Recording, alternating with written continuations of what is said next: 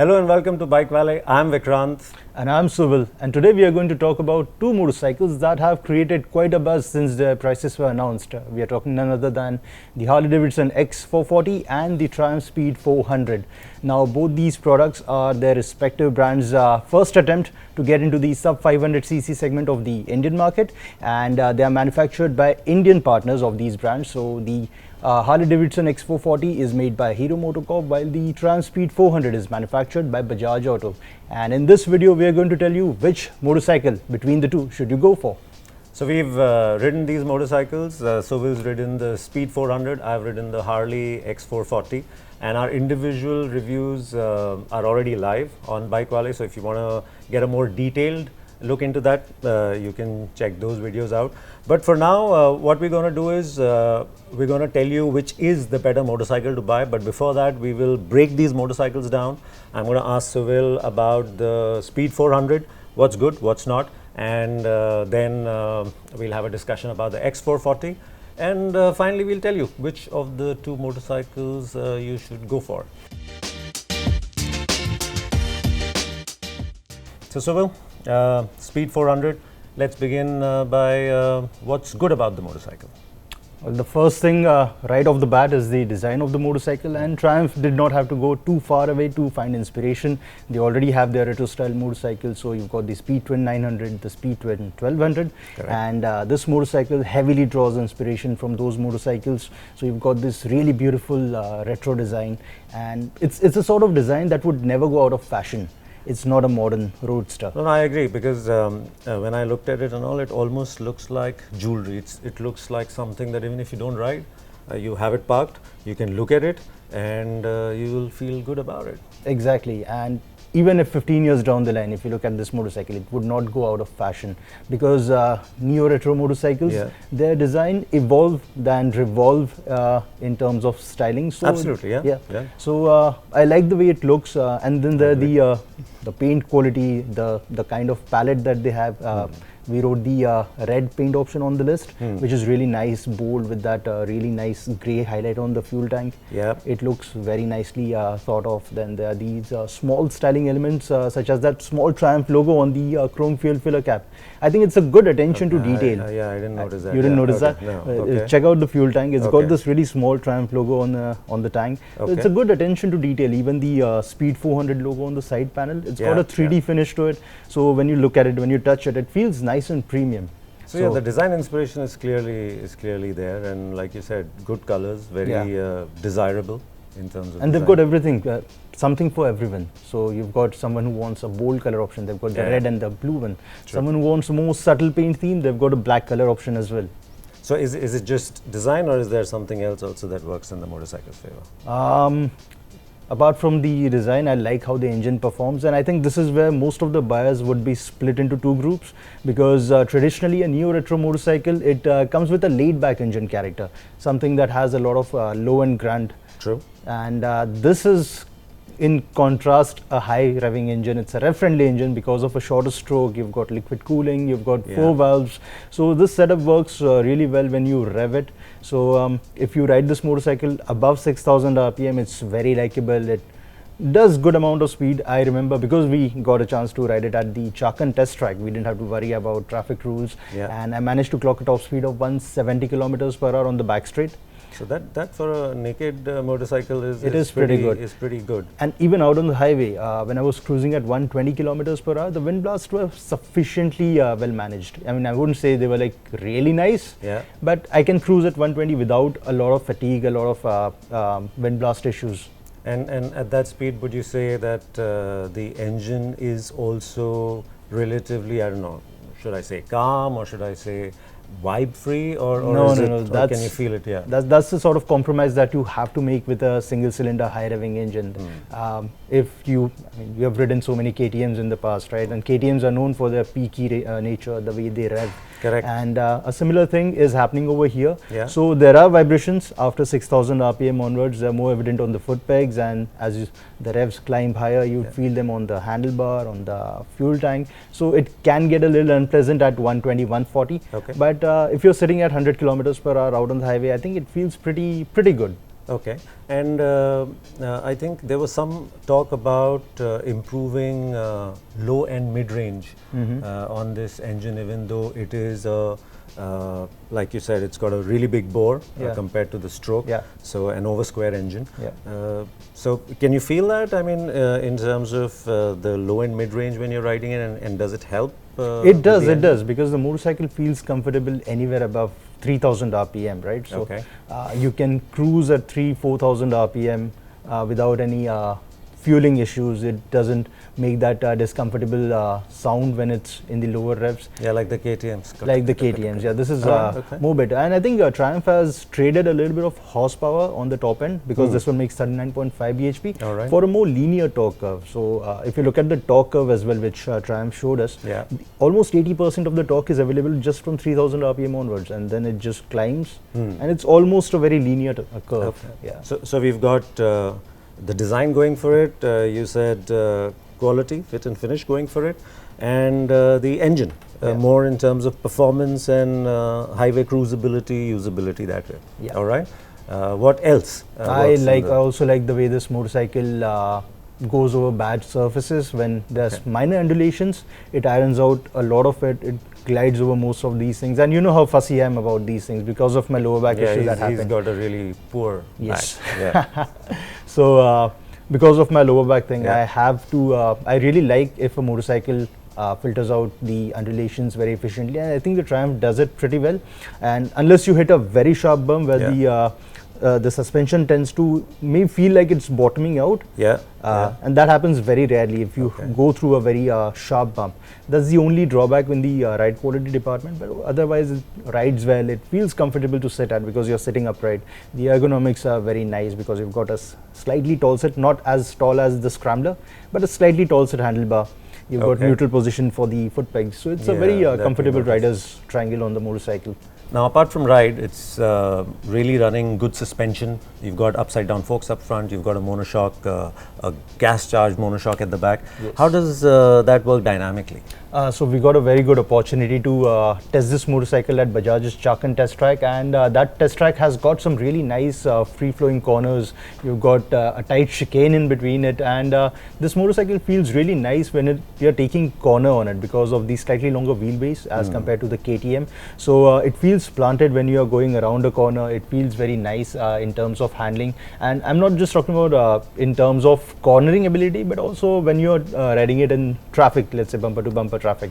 Flickability. The flickability is good, and even when you're stuck in traffic, there are these really nice recesses towards the front of the fuel tank. Yeah, I saw that. Those, they allow for the front fork to move a little bit more in, so you get a tighter turning radius, and I think that really comes handy. Yeah, I think I saw in Anuj's shorts where he was mentioning that as part of design, they wanted to move the tank up front, but they didn't want to reduce the turning circles, so they made these indents on the tank, which is a lot of work in itself. So okay. Yeah, so that works really well, and I also think that the brakes are brilliant on this because these are by Brembo, which is the Indian subsidiary of Brembo, and the brakes, they've got very nice bite to it. They feel progressive, so you can really brake late into a corner, and they give you the confidence to carry more speed when you're entering a corner and then brake late and then turn. So these are similar to what we've seen on the KTM, or is there? I think the disc size is slightly smaller, and I think the disc design itself is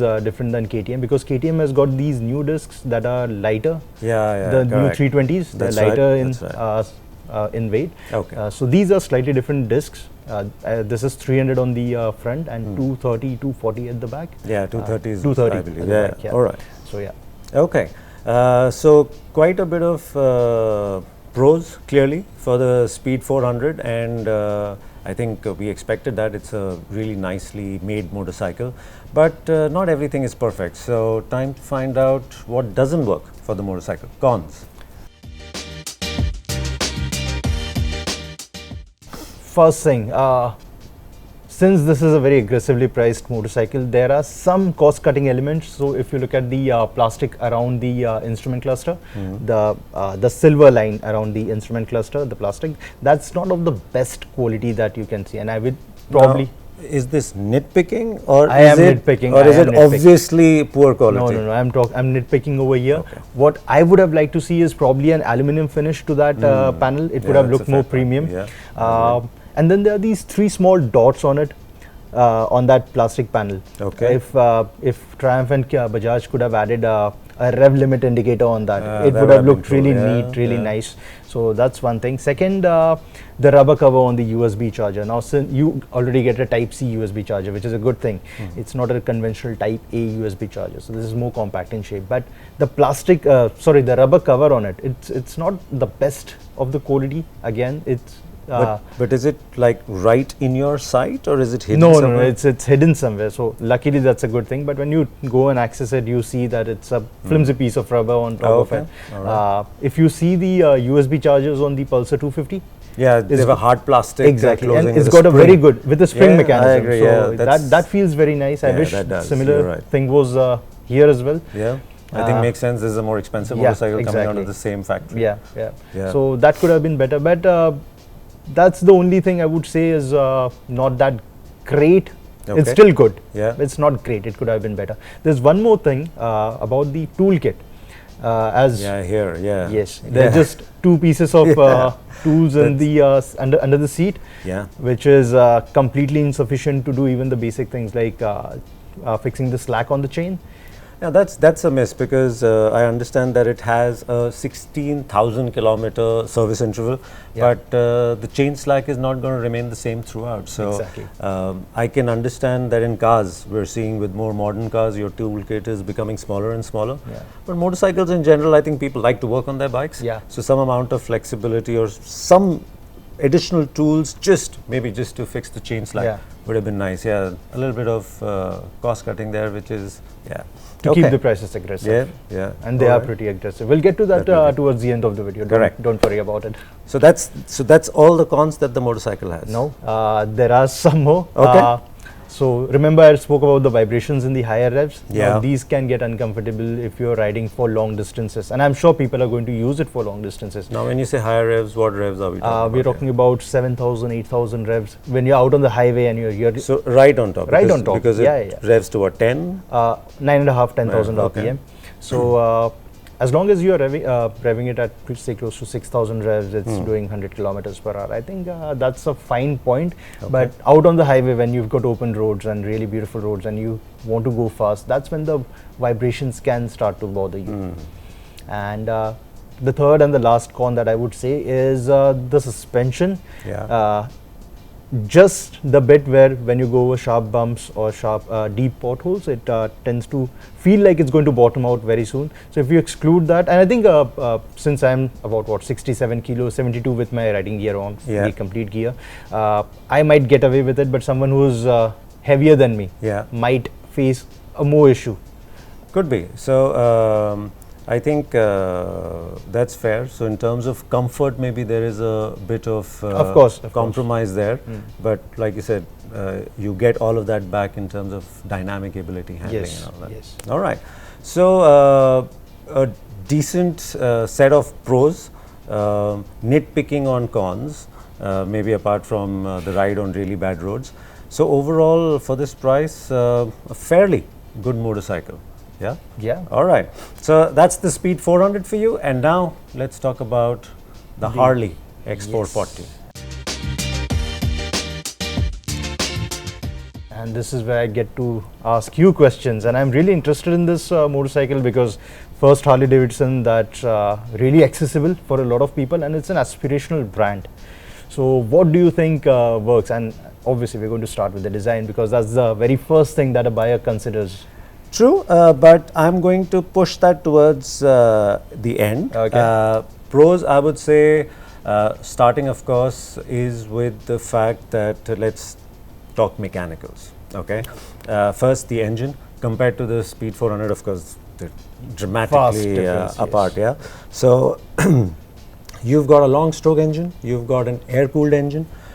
In terms of low end torque, mid range, it's a very, very easy motorcycle to ride. So it doesn't matter what gear you choose. It's got a 6-speed gearbox, but you can be anywhere and actually in any gear, and you can start rolling on from 2000 and it just picks up. So it doesn't have any of that, like it's not able to pick up, or it's slow, it's sluggish, none of that feeling. You open and it starts picking up, and it's a pretty steep thing going up, right? So it's not like it takes its own sweet time even though it's climbing. So very entertaining, involving sort of motorcycle to ride, but again, not very demanding. And up to about 4,500 RPM, pretty smooth, very little vibes coming in, and you're already sitting at 100 kilometers per hour at this RPM. So unlike the KTM where you need to be at 6,000 RPM, here at 4.5, you're already at 100. So pretty relaxed sort of ride, which I enjoy, and which is what you'd expect in a long stroke engine. Now when we heard the price, of course the X440 pricing was announced before the Triumph, we were expecting it to be not very good, because of course it's at a price and it's a Harley. Yeah.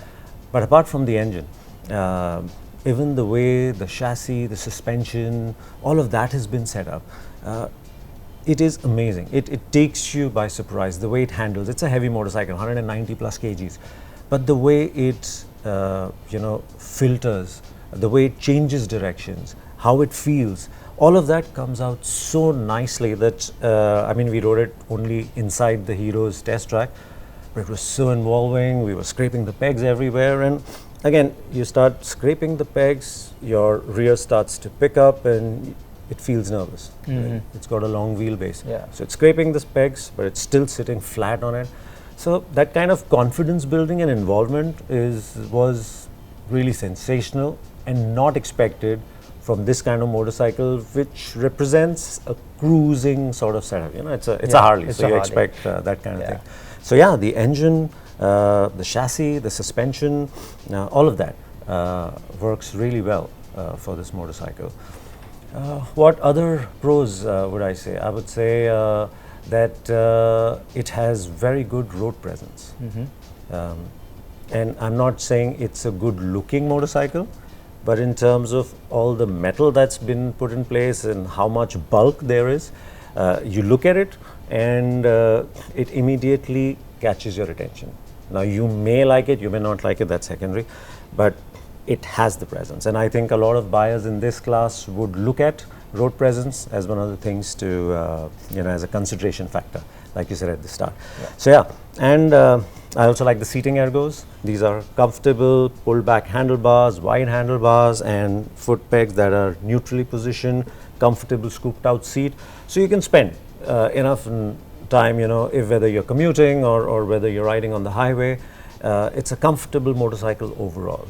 So yeah, that would be the positives. And I think because it's a single piece seat, it allows you for more room as against maybe say like a split seat setup. So you've got more room to move behind. Yeah. But how are these standing ergonomics? I know you're not supposed to stand on it, but say you're someone who tours a lot and doesn't like to take a lot of breaks. Can you stand on the foot pegs comfortably and give some relief? Yeah, so I spoke to their chassis designer about this. These are neutrally positioned. Okay. No reason why they couldn't be slightly behind, because what that would have done is it would have made it easier for you to stand up. Right now, you need to pull on the handlebars and be like right up front for you to be able to stand. It's not comfortable to stand up. And we know our roads are not great, no matter how good the ride. At times, you would much rather stand up and save your back rather than the rear hitting you. Yes, exactly. And of course, for me. Yeah. And of course, while touring, like you said, if you want to keep going and you don't want to stop, the only way to release some stress is to stand up. Yeah. So yeah, that is a miss. It doesn't have very good standing up ergos. But what it does have is Bluetooth connectivity, which Triumph does not have. That's true. And Bajaj Auto has always maintained in the past that nothing can replicate the convenience of a smartphone. That's true. But I'm a little skeptical about this because a few years ago, if you remember, Apple had released a press statement saying that mounting a phone on the handlebar can affect the internals because of the vibrations, and internals majorly it's the optical image stabilization bit. So considering very technical. I didn't know anything about that. Okay. Considering that some iPhones cost just as much as these motorcycles and then some more. I wouldn't want to mount my iPhones are expensive. I wouldn't want to mount my phone on the handlebar. So now you're not just talking about a 2,000 rupee phone mount, Yeah. but a second phone that you have to carry with you. Yeah, that's so true. that can get inconvenience. Yeah, But yeah. Hero MotoCorp That's a- has No, that's a fair point. And not just Bluetooth connectivity, because that's available as standard in the base 2 versions, or the base version and the middle version. And right on top, you can actually have the whole set of connectivity options. It Yeah. still doesn't allow you to remotely start the motorcycle, but apart from that, you know everything about the motorcycle, and so it's pretty handy. Yeah. We've used that in cars. In motorcycles, I guess when we get the Harley, when we have more time, we will try it out. But yeah, fair point. I mean, I'm not a Bluetooth on motorcycle, put the phone sort of guy, but fair point that if you like touring, if you want that, the Harley is better set up in that sense than the Triumph. Yeah. There's just one more thing because one more thing. Did I ride the motorcycle or did he? I had the Hero X-Pulse as a long-term motorcycle, Yes. and I used the turn-by-turn navigation on that. Yeah. Now, one issue with that motorcycle or the navigation system on that is it does not distinguish between roads that are dedicated for cars where motorcycles are not allowed. So Right. you're talking about the Eastern Freeway in Mumbai, Correct. or the Mumbai-Pune Express Highway, and it does not distinguish between those, and it would tell you to take the Eastern Freeway or the Mumbai-Pune Express Highway. Okay. Do you think this has been solved? Did you get a chance to test it? No, we were inside the Hero Oh, test they didn't allow you facility, outside. and Okay. I'm sure that's not mapped. But the thing is, that turn-by-turn navigation thing that you spoke about only works on Hero's app. Okay. There is no Google involvement, right? Right, On the right. X-Pulse. And that's the same thing on the Harley also. So it's not like they have included, Google there to tell you what the traffic situation is like. I think it's so it's still the same turn-by-turn indication, wherein you have to use the Hero app or sorry, the Harley app in this case, to be able to use it. So we'll test it when we get the Yeah, motorcycle that's and see true. if they have made those changes over there. Unlikely, but fingers crossed. But do let us know whether if you seem to have, or if you have turn-by-turn navigation or Bluetooth in your two-wheeler, be it a scooter or a bike. How often do you use it, or do you still prefer using the phone? And it's a good dipstick for us to know whether it's a fair feature to have, something that we should rate high or not. So please do let us know. Yeah. All right. So we have talked about the design, the engine, how The pros, well, the pros, yes, how well it manages itself around corners despite the 190 kilos of weight. Yeah, and that is the it's surprise. got Bluetooth connectivity. True. I think we have taken a very good stroll down the pros list. Yeah. Now let's talk about the cons. Okay. And cons, first thing is the design. It wasn't such a big deal till the Triumph came out. Exactly. But after the Triumph has come out now, in terms of design, the Harley just, it feels staid and boring. It doesn't seem like it's a desirable design that you'd want. And in this class of motorcycle, you want that. Yeah. I mean, you're spending upwards or around 3 lakh rupees. You want something that is good looking, that when you arrive in, it makes you, people notice you and you enjoy looking at the motorcycle. Yeah. Which, compared to the Triumph, the Harley just isn't. The second bit would be, I think, the customer experience. And that's a big one for me. Hero hasn't had an experience with dealing with premium customers. Yeah. They've had the X-Pulse, but the dealers haven't upgraded themselves, the way they behave with customers. You don't get the same sort of feeling that you would get in a Royal Enfield or maybe in pro biking at Bajaj, when you go interact or buy a KTM. So that to me is a big, I wouldn't say negative, but something that we don't know how it's going to work out, because Harley is going to be sold out of Hero dealerships. Yeah. The Hero guys who have these dealerships will set up Harley, kiosks, or will they have a separate showroom within the showroom sort of setup. But it's the customer experience, not while buying, but mainly when you go for servicing.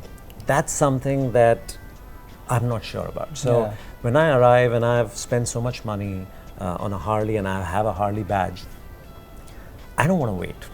Yeah. I want my problems to be solved in a jiffy. Right? Yeah. I don't want to be kept hanging. And I want clear communication that this is the issue, this is not the issue, and this is how it's going to be. Unless Hero gets that right, it is going to be a challenge, I think, for Harley owners. So that to me is a big con when you're considering a Harley. But Hero says by the end of this financial year, they will have 100 such dealers who will be able to handle Harley. They will be trained in the right way. They will have that sort of mindset when they deal with a premium customer. So let's hope for Harley's sake and Harley's customers that that happens. And the final con would be brakes.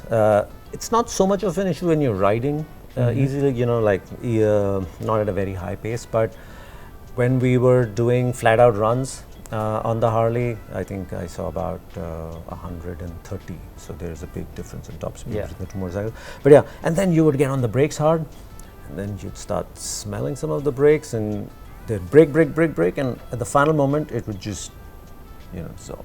Now, Harley says that they are going to fix this, or they did not see this issue crop up in many bikes.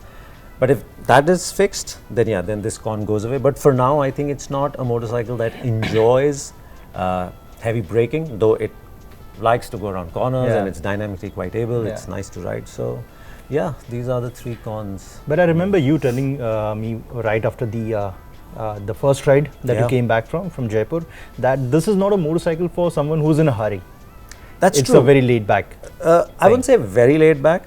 I would say it is laid back compared to the Speed 400 for sure. Yeah. But for a long stroke engine, it is still pretty peppy. Okay. It's not like a Royal Enfield 350. Yeah. It feels peppier than that. It feels more alive than that. Yeah. But yeah, it is not a motorcycle that you would take to a racetrack and chase corners and all that. But let's say you're coming down a ghat and you want to do it in a pretty brisk pace. Yeah. You're going to use the brakes. So you want those brakes to last and have that predictability in terms of bite and progression and feel and all of that. Yeah. So you can rely on them. So you can push yourself a little more than you'd want to. And that builds confidence. Yeah. So that's where I'm getting at. Okay. So it's not like the brakes are bad, if that's how it came out, but it is, it could be better is what I think, especially if you want to ride it quickly or have fun with it around corners. Yeah. All right. I think we have covered a good amount of pros and cons about both these motorcycles. Now, here's the thing that we didn't tell you at the start of the video. Vikrant managed to get a few miles on the Speed 400 during the first ride. He sneaked into the event and took a motorcycle for himself. And I think you clocked a good amount of miles on it. I think around what? 50, 70, 80, I think? Yeah, around, I rode it for a few tens of kilometers in that sense. And yeah, I mean, a lot of, I didn't have as in-depth an understanding as you did about the motorcycle, given you spent a lot more time. But yeah, the first impressions of the motorcycle are good, are positive. And the only thing that I walked away, and maybe because I rode the Harley and then I rode the Triumph a day apart, was that like the Harley is calm and slightly laid back, and the street is a busier sort of motorcycle. Yeah. But we'll get more into that when we tell you about which of the two motorcycles you should buy, because now that we've finished with the pros and cons of the two motorcycles, and you can comment and let us know whether you agree with our point of view, our assessment of the two bikes. But now let's tell you, if you are in the market to buy a Neo Retro and you love the pricing on these motorcycles, which is about 3 lakh rupees, which of the two motorcycles you should buy. So what we're going to do here is that I'm going to ask Suvil to rate the two bikes on some parameters, and then he'll come back to me and ask me about some bits, and then we'll let you draw the conclusion on what works for you. So let's start with the design. Now, between the Speed 400 and the Harley, which is the better looking motorcycle? There's no discussion over here. Of course, the Speed 400, it's got the looks. I absolutely love the way it's been designed, the way the color palette is. I think the only drawback that I would say, and this is again I'm nitpicking over here, is if the Speed 400 had a round shape for the headlight, for the tail light, Yeah, for the okay, tail light, okay. because you've got a curvy fuel tank design, you've got Yeah. round headlights, you've got aftermarket indicators that Triumph would offer as accessories. Those are round in shape. So That's true. the flattest shape of the tail lamp, it doesn't gel with the overall design. I'm not saying it's ugly. Yeah. It looks beautiful. Right. But it could have looked even better. That's my honest opinion. But still, it looks far, far better in terms of the way Triumph and Bajaj have styled it. And Yeah. I think it is a very desirable motorcycle among the two. So, if you were to pick something, a good design element for the Harley, given that you've not physically seen the motorcycle, but you've seen pictures and videos of it, Yeah. is there any element that you like about its I design? like how the front end of the motorcycle looks, the front half, the fuel tank, the Okay, headlight. so from seat from forwards. seat to forward towards the headlight. I like the way the front looks. Yeah. I think I didn't like the way the exhaust has been designed. It just looks too basic. Too commuterish. Too commuterish. Yeah, too flat along yeah, the too ground. flat. So, It, yeah. it lacks that design character that would make me look at the motorcycle. I can look at the Triumph all day long and I not agree, get bored I of agree, it. yeah. But the Harley, I probably wouldn't look back when I've parked it somewhere. I would just walk away. No, and I agree with you there, because from the seat forwards, it reminds you of the XR range. of XR Harley. 1200. Yeah. Yeah. Which is a nice looking sporty motorcycle. It is. And then towards the back, everything becomes very simple, commuterish, flattish, that kind of thing. Because the Okay. XR 1200 has got a really nice and a characterful design overall. Yeah. It looks very appealing. Which I think is there on that X350 that Harley's launched internationally. Internationally, I think not that yet. looks more like the Yeah.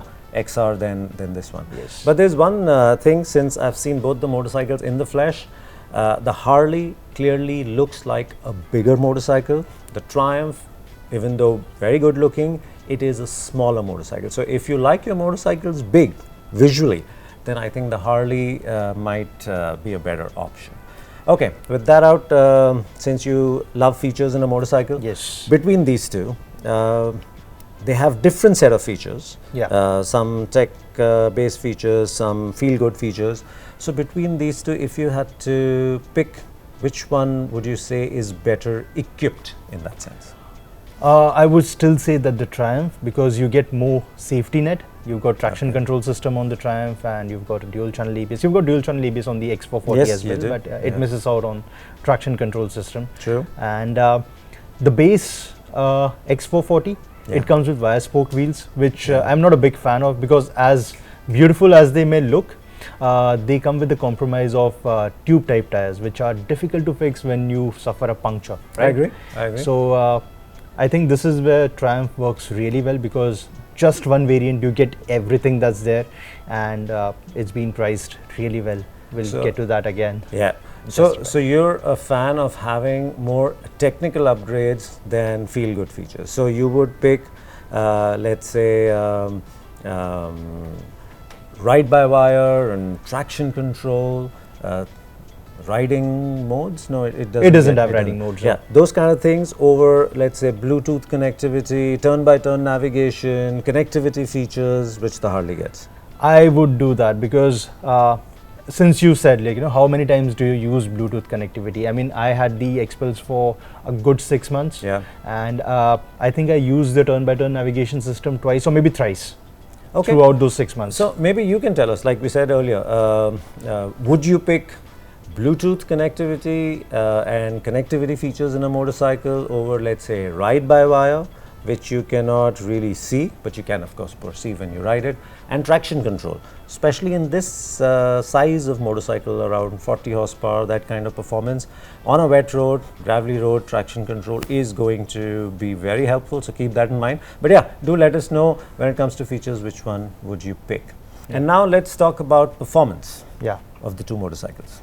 And I think you are a better person to answer that question, because Vikrant did ride both these motorcycles for a fair amount of time. We didn't spend days because it was a brief ride experience. yeah. And we'll of course get to ride these motorcycles very soon. But till then, how was your experience based on these short test rides? Okay, so I would say that there is a big difference in the way they perform, and there is no good or bad because of how different they are. Yeah. And it'll become very important for people to know what kind of riders they are to actually pick a motorcycle. So if you are somebody who enjoys a relaxed sort of riding, you don't want to shift gears, you don't want to get into that, you just want to open the throttle and ride the torque curve, I mean, the Harley is the motorcycle. The Triumph, even though they have worked on the mid-range, they've improved how much of the torque is available early in the rev range, it's still not as, let's say, get up and go. Yeah. When you open the throttle at low revs as the Harley is. So there is still some amount of work that's required when it comes to riding the Triumph. So that's, if you are that sort of rider, the Harley works.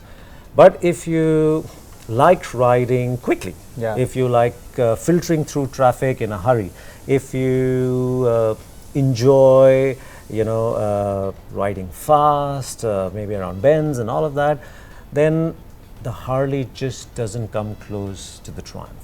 Because the Triumph is a more excitable motorcycle, it's a more involving motorcycle, it asks more of you, but when you do give it, then it returns the favor with an exciting ride. So that's to me is really the big difference in the character of the engines and how they perform. The Triumph will be quicker, this not so much, but it's not slow either. And for a long stroke engine, like we said earlier, this is still a quick motorcycle, the Harley is. So that's the difference, I would say. But I think the Triumph has an edge in terms of power to weight ratio because it makes 39.5 bhp and it's about 14 kilos lighter. I'm sure it does, but here again, this will start reflecting when you want to get off the traffic light in a hurry and you want to be the first one to the next light, or you want to get through corners really quickly. Power to weight is going to help, surely, where Harley is going to struggle, not just because of its weight, not just because it doesn't have as high spec tires as the Triumph. It also runs 18 and 17 while the Triumph runs 17-17, so clearly there's that kind of flickability that 17-17 offers. So it's clearly loaded in the Triumph's favor if you like riding fast, if you want a motorcycle that's more exciting, younger in a sense. I think the 17-inch on the Triumph helps a lot because not only the stock tires, but you have a more variety of option available for you just because of the 17-inch back and front. Tire options, absolutely, absolutely. And you can get Metzeler's, you can get Pirelli's if you want to spend more money and import them. But we've got some great Indian tires too with the Eurogrip and Apollo. So exactly. Even the stock ones work really well. They did on the Speed 400. They did. I agree. I think you got to test the Apollos. We got the Alpha H1s. And I rode the ones with MRF, and I never at any point did I feel that they lacked the grip. Same here. I mean, they kept up with what the motorcycle could do on the track, on wet roads, because we rode it in range. We did. While bringing it back to Khopoli from Bajaj's Chalk and Test Track. So I think the tires are really nice on the Speed 400. I agree. So that is it from us on both these motorcycles. Like we said, we will not be able to give you a definitive verdict as to which is the better motorcycle because they are so vastly different, even though they are similarly priced and they are both gunning for the Classic 350. But you have to pick and choose what sort of rider you are. And if you land up with the other motorcycle, you're not going to be happy and you would want to sell it almost immediately. So know for yourself whether you like relaxed riding or you like amped up riding, and pick accordingly. Relaxed Harley, amped up Triumph. But before we wrap up, let's touch upon an even important question. Apart from these two motorcycles, should Royal Enfield be bothered about these two products? More so about with the Harley X440 because it's got a similar engine character. It's a long stroke engine. It's got that thumping sound, thumping exhaust note. Actually, I didn't mention that. It's a good sounding motorcycle. Is the so it's got a thumping exhaust note, unlike the Triumph, which sounds very familiar. Very familiar. But should the Classic 350 or even the Hunter 350 be worried about these two motorcycles? I think Hunter not so much because it comes at a lower price point. And also I don't think Classic 350 so I think much. The top variant of Classic, it comes very close to it might, but I think Royal Enfield has built such a strong brand that it would take not just a good motorcycle, but the whole lifestyle around that motorcycle to pull you away from it. Exactly. And Harley is working towards that. They're going to have some apparel and things like that, and they'll build that sort of community around it. But it's not going to happen immediately. Yeah. So I don't think Royal Enfield has anything to worry about. If at all, I would say that maybe in smaller towns, tier 2, tier 3, Harley probably has a higher brand recall, a more premium brand recall. Yeah. And if you're not really riding as much and you want a motorcycle to show that you've arrived, then maybe. Yeah. Chances are that people say, okay, let me not go for the Classic 350, let me go with the Harley, because there's nothing really wrong with the motorcycle. Yeah. I mean, it's a really good motorcycle. It is. And if they're okay taking it off hero dealerships and have it around, that's the only place where I see where Royal Enfield needs to worry. But again, those numbers are not going to be huge. Yeah. And Royal Enfield is sitting on a huge customer base, and it's growing month on month. It's actually leading the sub 500cc Yeah. segment. So yeah, if I'm Royal Enfield, maybe I will pay attention. I will see what they're doing. I will maybe go a little more aggressive initially to say that Classic is out there, Classic is out there, Classic is out there, maybe even the Meteor. But in the long run, I wouldn't worry if I were Ari. Fair point. Yeah. Fair point. So I think that wraps it up for us in this video. Yes, that is. So thank you so much for watching, and please do like, share if you like what you see, and of course subscribe, because if you subscribe, if you like, if you interact with our videos, our channel does better. So we thank you for that. So and of course, like we said in various parts in the video, do comment, and we want to know what you feel about it, so we can focus on those things going forward. Thank you so much for watching.